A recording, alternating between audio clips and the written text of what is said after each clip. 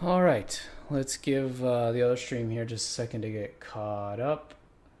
All right, looks like we are good now. Looks like it's just gone live here. We're a couple minutes after the close, so we'll be going over the market as well as today's plays. Let's go ahead and get started. Good afternoon. This is Ifan from the Strategic Day Trader, and this is your market wrap for January 12th, 2022. Qs up 0.4, SPY up 0.3. Coming into yesterday, wanted to see some kind of trigger of an hourly sell setup. And we didn't really get it. We just continued to move up here and finally put in a little bit of a pivot up here at today's high, which we talked about. It could end up being all the way back up to where the previous line in the sand is, and actually a little bit above it. All right, so at this point, with this kind of sloppiness in the market, here it is on the Qs as well, a lot harder to be bearish. Going to be neutral until we take out today's low, and then based on the daily sell setup, going to be bearish. If we take out today's high, then I'll be bullish. All right, because it's been a very impressive recovery from the Qs and SPY. Okay, so big rally, big reversal. Now we talked about when this was reversing that we were getting these wide range bars, and I said yesterday too that the bars that are leading us up here are smaller bars, so I'm not really expecting us to fall back right away, which means we won't get the pivot right away. All right, so yeah, tough stuff in the market, I think, lately. If you just look at this hourly chart on the Qs especially, right, and we go all the way back to the previous end of the year, a lot of back and forth. Attempt to move higher, failed. Attempt to move lower so far is failing as well. So, you know, it's hard to know that you're going to be in a big, sloppy range until after it's really showed you. So some people call this a broadening pattern as well. All right, but you don't really know until you've seen lack of follow through in both directions. Okay, so going to be neutral until kind of we pick the next move lower. We do have a daily sell setup, but that's up against a new kind of hourly uptrend that we have going, right?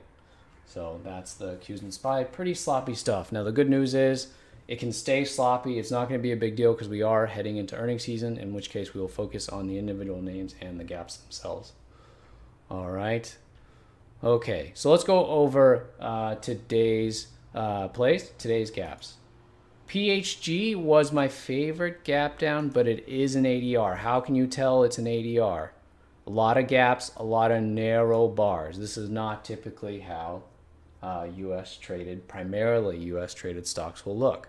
Okay, lots of empty space here because trading is being done primarily in an overseas market. And I'm not sure which is the primary market for PHG, right? But whatever it is, could be the European market, Asian markets, I'm not sure. But that's where most of the trading. So that's where you're going to see larger bars. Here is these ADRs are just provided for US investors to get exposure to foreign companies if they want to. But a lot of times you're going to get these bars. But I really like this gap down. And I like the weekly as well, which the weekly you can see doesn't have the same issue with as many gaps. Okay, so I did give this a try. On the PHG, decided not to call it as an official play because I know it's an ADR. ADRs are a bit trickier. Okay, so I played this base breakdown, triggered, and didn't work. Okay, so that was the first play there. Fine, it's an ADR, didn't really follow through. Next play was the PL. Okay, the PL was a 5-minute base breakout right here, right off the 20 MA. Okay, we were looking for something like $7. We took our first target here around 680, and then the next time when it broke a little bit above 690, we was looking for 7. And once it cleared 7, though, kind of that was the end. So not bad on the PL. The follow through was good. I think, you know, could have gone to 15-minute bar by bar. I did my standard hourly. I was wanting to see if the 15-minute would pivot. Hourly eventually did trail here. But I was hoping, we would get like a 15-minute pivot of some kind. You see the 15-minute just kept coming in and never stopped. So we did trail under the hourly. I think that was fine. There wasn't a lot today, so I'm glad the PL worked as well as it did because there wasn't that much out there. And then also the WIT. WIT was okay. Eventually rallied back hard, so I did give a lot back on this. This is an ADR as well, which is why I wanted to talk about ADRs a little bit, what they are, and when you can trade them. The only times I'm going to trade them are when we got this big volume. You'll see it right at the open, okay, that a lot of attention is being paid to it, and that's when I'm willing to try it. Doesn't mean it's going to work. Sometimes there'll still be narrow bars, just like the PHG was, but you can see the volume here, pretty big, right? And, it's the day that you expect it to move.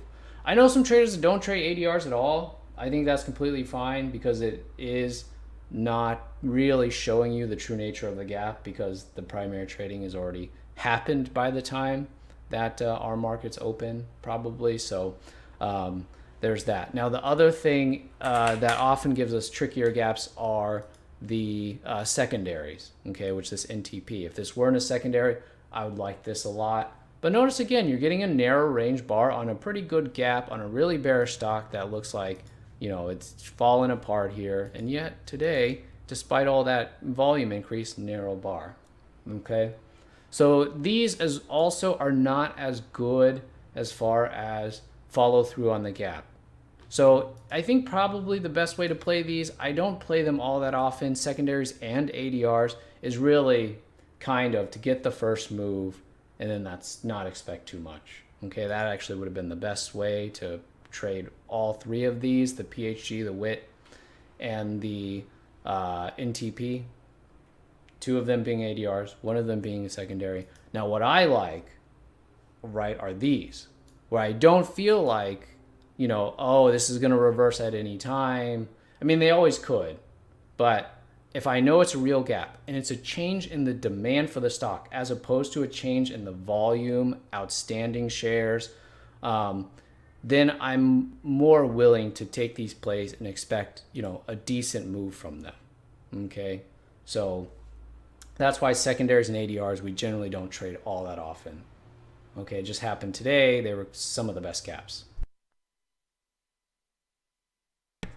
Okay, so if you're going to trade them, probably be pretty tight with them. Otherwise, don't do them at all. And then, if you're going to do it that way, then you can't feel bad if it ends up being really, really nice. But, it's tough. Right now, we just don't have that many great gaps to work with. So, something like this PL to make something kind of out of what I thought was kind of a nothing day, I think is good. And that's, what professional traders do until we get a lot more opportunity.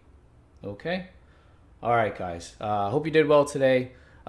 Yesterday, there was no market wrap. Had an appointment I had to make right after the close, but you didn't miss anything really. Only thing I did was the ACCD, and it ended up being break even. Played it on this breakout, and then it just based nowhere till the end of the day. So I really thought yesterday was going to be a nothing day as far as no trades. Okay. But I thought this was good enough to give a shot here, but it didn't end up made very little.